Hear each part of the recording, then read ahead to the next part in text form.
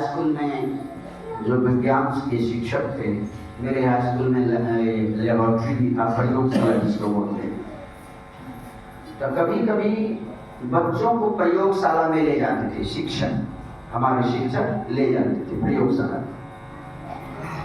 एक दिन हम लोगों को ले गया प्रयोगशाला, सारे विद्यार्थियों को, बच्चों को ले गया प्रयोगशाला, जो हमारे विज्ञान के शिक्षक थे। और सबों को ले जाकर के एक विद्यार्थी को कहा, एक काम करो, एक गिलास में पानी ले आओ। वो कांच का गिलास, शीशा वाला गिलास, पहले बहुत चलता था, अब नहीं के बराबर चल रहा है, कांच वाला गिलास। कहा उसी गिलास में एक गिलास पानी ले आओ। एक बच्चा गया, पानी लेकर आया। दूसरे विद्यार्थी को कहा कि बच्चों एक मुट्ठी धूल लेते आओ, एक मुट्ठी धूल लाए। और उस विद्यार्थी को कहा उस गिलास में जो पानी है उस धूल को उसी में मिला दो, खोल दो उस धूल। गिलास में जो पानी था उसी में मिट्टी घोल दिया उंगली देकर। कहा 10 मिनट के लिए छोड़ दो, छोड़ दिया। जैसे जैसे शिक्षक कहा करते थे वैसे वैसे हम लोगों को कुछ मालूम नहीं पड़ रहा था क्या हो रहा है। हम लोग जैसे जैसे शिक्षक बोल रहे वैसे कर रहे।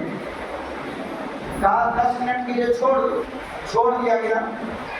तब शिक्षक ने पूछा अब क्या देख रहे हो? एक विद्यार्थी ने कहा सर गिलास और मिट्टी, एक गिलास में पानी और मिट्टी दोनों। जब शिक्षक ने पूछा मिट्टी कहाँ है और पानी कहाँ है गिलास में, तो विद्यार्थी ने बताया कि सर मिट्टी गिलास के पेंदे में बैठा हुआ है, पानी ऊपर है। क्योंकि 10 मिनट जो छोड़ा गया खोल करके वो सारी मिट्टी पेंदे में बैठ गई, पानी ऊपर दिखाई दे रहा था, मिट्टी नीचे दिखाई दे रहा था। विद्यार्थी ने कहा सर मिट्टी नीचे है पेंदे में, गिलास के पेंदे में, और पानी ऊपर है। फिर कहा शिक्षक ने कि मिट्टी नीचे है पानी ऊपर है, तो मिट्टी में पानी है कि नहीं है? शिक्षक ने पूछा कि मिट्टी नीचे है पानी ऊपर है, तो मिट्टी में पानी है कि नहीं? तो सब विद्यार्थी चुप, उसको लिखन तो नहीं कर सकते, अब उतना ज्ञान रहेगा तभी ना। सभी विद्यार्थी चुप। शिक्षक ने बता के देखो बच्चों सुनो, मिट्टी नीचे है पानी ऊपर है, लेकिन मिट्टी के जर्रे जर्रे में पानी, मिट्टी के जर्रे जर्रे में पानी भरा हुआ है, और पानी जर्रे जर्रे में समा करके, मिट्टी के जर्रे जर्रे में समा करके पानी खत्म नहीं हो गया, पानी अपना दर्जा ऊपर रखा है। ऐसा क्यों? शिक्षक ने बता के देखो ऐसा इसलिए मिट्टी स्थूल है, पानी सूक्ष्म है। मिट्टी के सामने पानी क्या हो गया?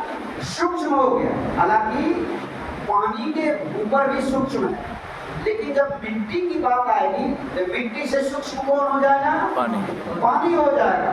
तो मिट्टी में भरा हुआ पानी है, लेकिन पानी खत्म नहीं हुआ। इसीलिए खत्म नहीं हुआ तो सूक्ष्म सब में प्रवेश करके सूक्ष्म अपना दर्जा ऊपर रखता है, हर वक्त ऊपर रखता है। जो सूक्ष्म होता है स्थूल में समा करके सूक्ष्म अपना दर्जा ऊपर रखता है। ये बात तो शिक्षक ने बताया विज्ञान की बात, अब मुझे समझ में आ रही है। ठीक इसी तरह की बात परमात्मा में भी लागू होता है। परमात्मा सब में है, सब में भरकर अलग इसलिए है कि परमात्मा से बढ़कर कोई सूक्ष्म है ही नहीं। जो सूक्ष्म होता है सब में भरकर के सबसे अपना दर्जा ऊपर रखेगा।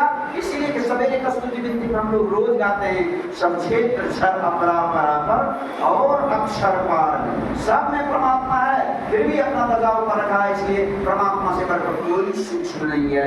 ऐसे सूक्ष्म परमात्मा के बारे में महर्षि वाल्मीकि जी का कहना था, हे राम आप कहाँ नहीं है, पहले ये बता दो। उसी राम के बारे में ऐसे राम को प्राप्त करने के लिए क्या करना पड़ेगा? ऐसे राम को प्राप्त करने के लिए एक बात और, अगर अयोध्या नरेश महाराज दशरथ जैसे पुत्र राम सर्वव्यापक होते तो परमात्मा का दर्शन करके दुखों का अंत होता है कि नहीं होता है? परमात्मा का दर्शन करने के दुख रह जाएगा, दुख रह जाएगा। वो कौन सा परमात्मा का दर्शन है? नियम तो ये कहता है कि परमात्मा का दर्शन कर लिए और दुखों का अंत हो गया, फिर दुख का मुख नहीं देखना पड़ेगा। लेकिन अगर अयोध्या नरेश महाराज दशरथ के पुत्र ही सर्वव्यापक राम है, तो सबसे पहले महाराज दशरथ का ही दुख समाप्त होना चाहिए। महाराज दशरथ का दुख समाप्त होना चाहिए, उनके पिता है ना, उन पर तो कृपा करनी चाहिए भगवान श्री राम को। लेकिन महाराज दशरथ का दुख समाप्त हुआ। महाराज दुख की बात क्या करते हैं?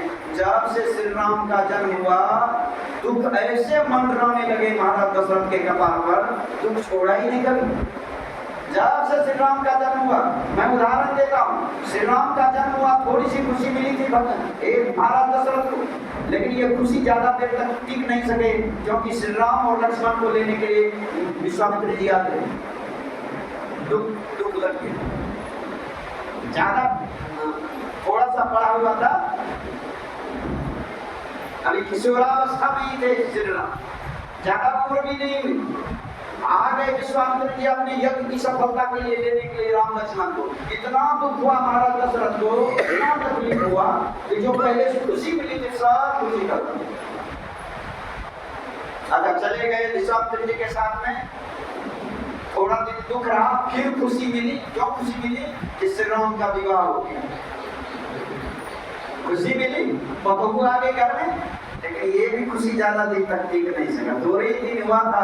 मैं पंजाबी भाषा में कभी कभी गाता हूँ, जिन रात सवेरे मिलना सी एक रात दे बीच फकीर होया, अवधपुरी दियां बासियां बसकेरा गल तकदीर गया।